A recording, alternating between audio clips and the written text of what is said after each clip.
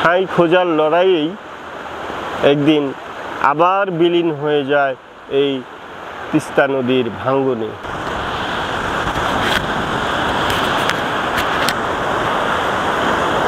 এক একজন মানুষ 20 বার, 24 বার, 30 বার, 10 বার করে বাড়ি ভেঙে ভেঙে এইভাবেই এখান থেকে সেখানে, সেখান থেকে সেখানে মাথা গোজার ঠাঁইটুকু খোঁজে।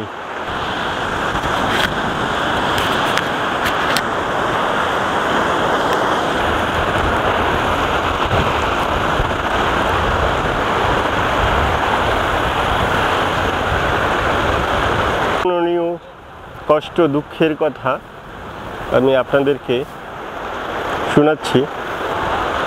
তারা কিভাবে জীবনযাপন করছে, তাদের বাড়িঘর কেমন ছিল, এখন কিভাবে চলছে, এই এলাকার জনপ্রতিনিধিরা কি করছেন, সব কিছুই আমি আপনাদেরকে দেখাচ্ছি, শোনাচ্ছি। সুপ্রিয় দর্শক, আমি আজকে দাঁড়িয়ে আছি এই আদিতমারি উপজেলার একটি সবচেয়ে ক্ষতিগ্রস্ত এলাকা মহিষখোসা ইউনিয়ন। এই ইউনিয়নে সবচেয়ে বিপজ্জনক অঞ্চল হলো এটি। এই ইউনিয়নের মানুষ দীর্ঘদিন থেকে এই তিস্তার সঙ্গে যুদ্ধ করে বেঁচে আছে। শত শত বাড়ি ঘর বিভিন্নভাবে বিভিন্ন সময় ভেঙে এই নদীর মধ্যে বিলীন হয়ে গেছে। এই নদীর চারিপাশে যা দেখছেন, এই নদীর ডান পাশে আমার, বাম পাশে সবই বড় বড় গ্রাম ছিল, মানুষ ছিল, মানুষের সংসার ছিল, সুন্দর জীবনযাপন ছিল। আর শুধুই পানি আর হাহাকার।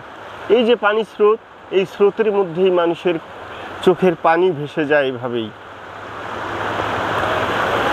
কতদিন মানুষ এভাবে বেঁচে আছে এই তিস্তায় লড়াই করে, সেটার আর ইয়ত্তা নেই। দিনের পর দিন মানুষ এভাবেই এই তিস্তার সঙ্গে যুদ্ধ করে বেঁচে আছে।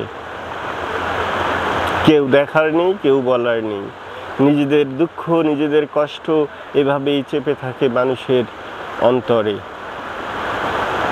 প্রতিনিয়তই এইভাবে এই তিস্তা নদীর সঙ্গে যুদ্ধ করে বেড়ানো মানুষগুলোই বুক বাঁধে, নতুন করে নতুন স্বপ্ন দেখে।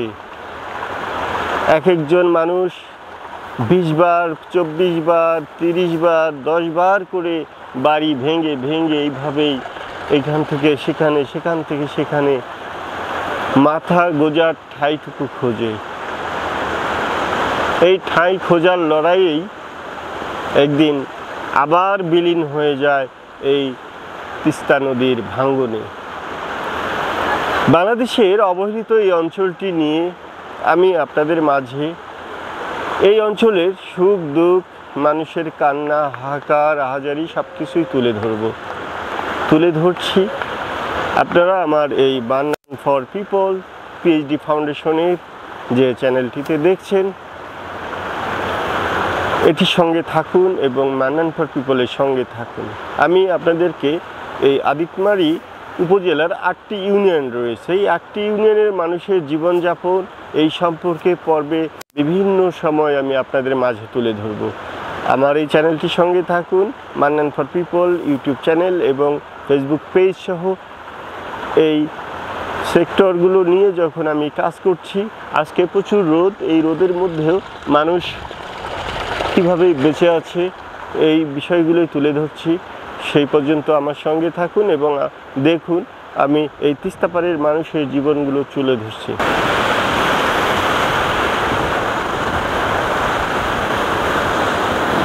এই স্রোতে এই যে আমি দাঁড়িয়ে আছি, এই স্পটটি কিন্তু নড়ছে। এটি ঝুঁকিপূর্ণ, অত্যন্ত ঝুঁকিপূর্ণ মনে হচ্ছে, কারণ এটি দুলছে। যে কোনো সময় হয়তো বড় কোনো আঘাত আসলে এটি ভেসেও যেতে পারে। এরকম যেহেতু এটা দুলছে সেহেতু এরকম সম্ভাবনা থাকতেই পারে। দেখুন এখানে কি পরিমাণ স্রোত যাচ্ছে, সব বিস্তীর্ণ এলাকা, যতদূর চোখ যায় শুধু পানি, স্রোত আর স্রোত। খুবই ঝুঁকিপূর্ণ এবং এই নদীটি একটি যে কোনোভাবেই এই নদীটির একটি নদী পাড়ে মানুষের জন্য এবং নদীর যে আবাদি জমি আছে সব কিছুর জন্য এই নদীটি একটি সংস্কার দরকার।